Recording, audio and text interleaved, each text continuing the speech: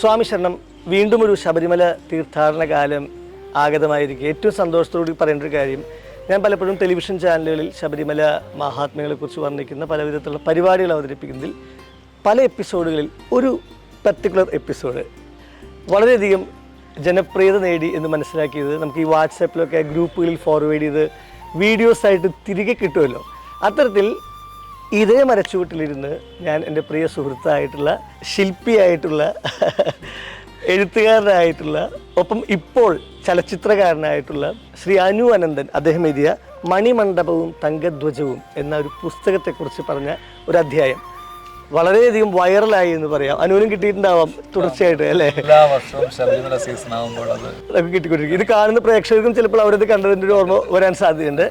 അപ്പോൾ ഞാൻ ഏറ്റവും സന്തോഷത്തോടെ പറയുന്നൊരു കാര്യം, അനുവിൻ്റെ വ്യക്തി ജീവിതത്തിൽ അയ്യപ്പസ്വാമിയുടെ അനുഗ്രഹം ഉണ്ടാകുന്നത് പല ഉദാഹരണങ്ങൾ പറയാൻ പറ്റും. ഇപ്പോൾ ശബരിമല ശ്രീ ധർമ്മശാസ്ത്ര ക്ഷേത്രത്തിലെ സ്വർണ്ണധ്വജം അതിൻ്റെ ഒരു ശില്പിയായി പ്രവർത്തിച്ചിരിക്കുന്നത് അത് അനുവിൻ്റെ അച്ഛൻ അനന്തനാചാര്യാണ്. ഒപ്പം അനുവിനും അതിൽ പ്രവർത്തിക്കാൻ സാധിച്ചിട്ടുണ്ട്.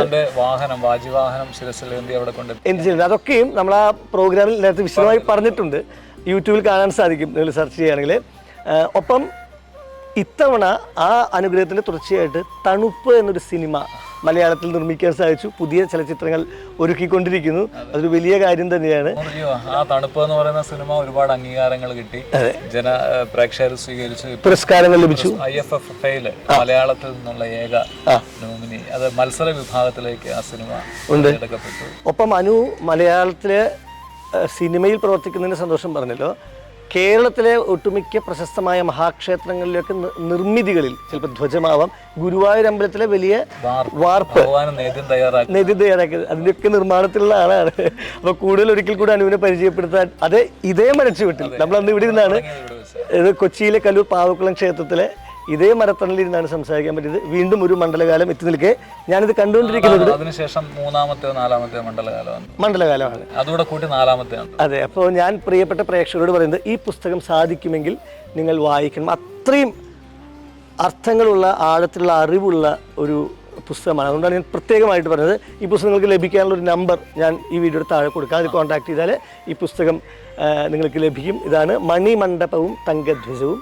എന്തായാലും ഓരോ തീർത്ഥാടനകാലവും ധന്യമായിട്ടുള്ള 1000 അനുഭവങ്ങൾ സമ്മാനിക്കട്ടെ. സ്വാമി ശരണം.